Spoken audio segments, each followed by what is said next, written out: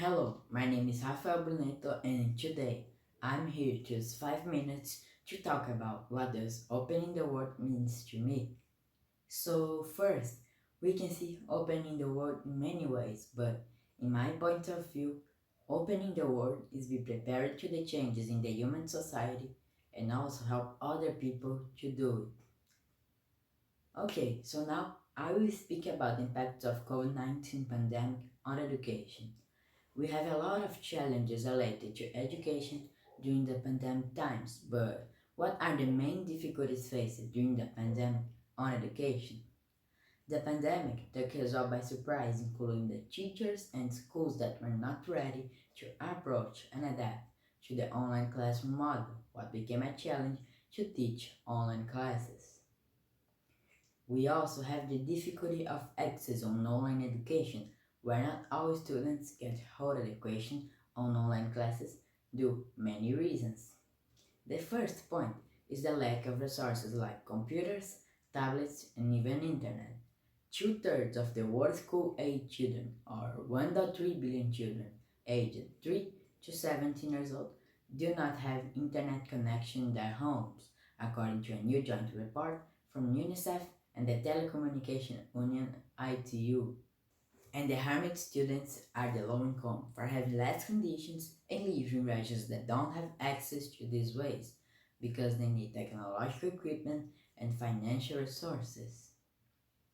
We also see a lot of differences between public and private schools where many public education institutions failed to offer classes to the students due to the lack of technology structure.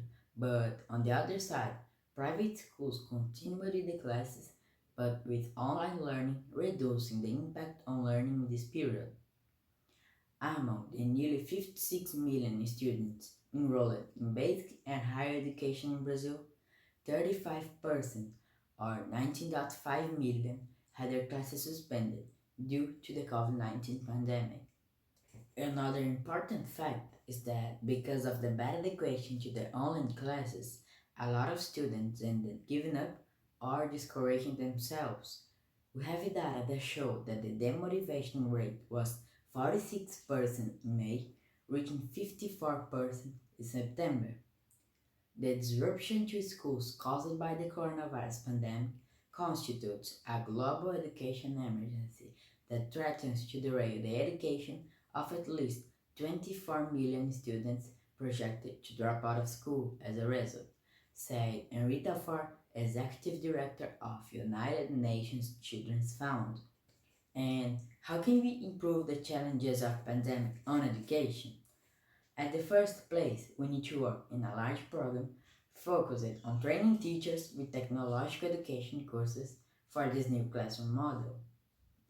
Second, in addition, we need to work in a large program to provide access and support for the acquisition of technological resources for students that do not have economic conditions, because many of them did not have classes due to the difficulty of access to these ways. Number three, it's also necessary to work for that students do not become discouraged and do not stop studying during this period, using direct communication, informing and showing to young students the importance of continuing to study in this period, for that the number of demotivation and school dropout may decrease. 4.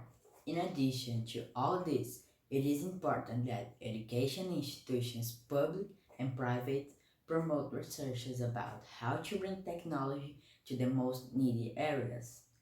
A possibility raised by experts to stimulate investments would be the governments and regulatory agencies require largest counterparts to the companies in concessions.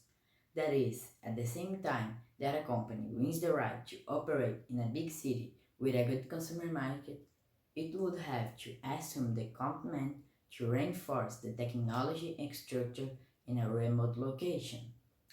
We must work together. Only then it will be possible win all these difficulties that students in all the world suffer during this pandemic moment.